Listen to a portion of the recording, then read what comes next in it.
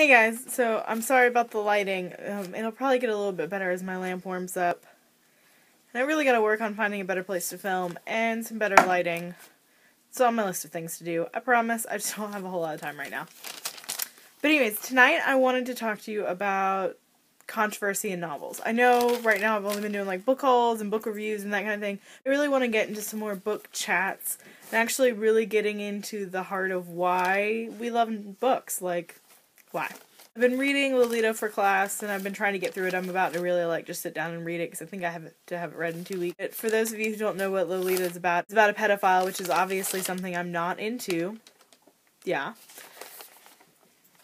But I've been trying to ponder why it is so important that we read Lolita, and someone else brought up why in my English classes do we always have to read about the darkest stuff. Like, it's always either depressing, or they die, or they're an alcoholic, or they beat somebody, or they're a pedophile. You know, it's never a happy-go-lucky story. Why is it that we read that? Well, I was reading Milton for one of my classes, and this quote kind of struck me. This whole actual section of Milton struck me, but this quote in particular. So I'm going to read it to you. I've only read this about 16 times. I'm going to get it right this time, guys. Since, therefore, the knowledge and survey of vice is in this world so necessary to the constituting of human virtue, and the scanning of error to the confirmation of truth, how can we more safely and with less danger scout into the regions of sin and falsity than by reading all manner of tractites and hearing all manner of reason?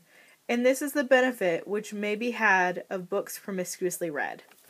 So basically, his point in this whole argument is that how are we supposed to know good from bad if we don't interact with both? If we don't read good books and bad books, how are we going to know what's good? And what's the better way, specifically when it comes to bad behavior, in his case sinful behavior, how are we supposed to know what that looks like without acting on it unless we partake in it in some other way? So reading to Milton is the best way to get across what is bad behavior, what it feels like, what it looks like, without actually having to participate in it. So same goes nowadays. Why do we read novels about things that we would never actually have in our lives? So we can understand them, at least on some fictional level. We can feel like we have a knowledge of what the situation would look like, feel like, without actually having to put ourselves in that situation. I want to go forth and say that this goes on to poorly and well-written books as well. How would I know what a well-written book is unless I read really, really bad ones? And I know for myself, if I read really bad books, I want to go get a good one. So, yeah, that's just my thoughts on it tonight, on why we're reading Lolita.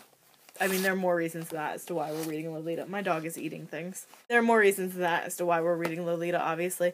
Oh, there's one of them. Rosie, look at the camera.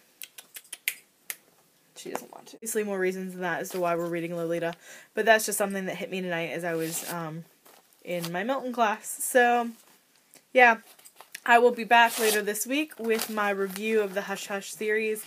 I'm now rethinking that I might split that up into 2 videos. Do a video for Hush Hush and Crescendo, and then another one for Silence and Finale. I haven't decided yet. If you have an opinion one way or the other, leave me a comment. I'll keep it in mind. If not, we'll just see what I feel like when I film next time. So, yeah, see you later. Bye, guys.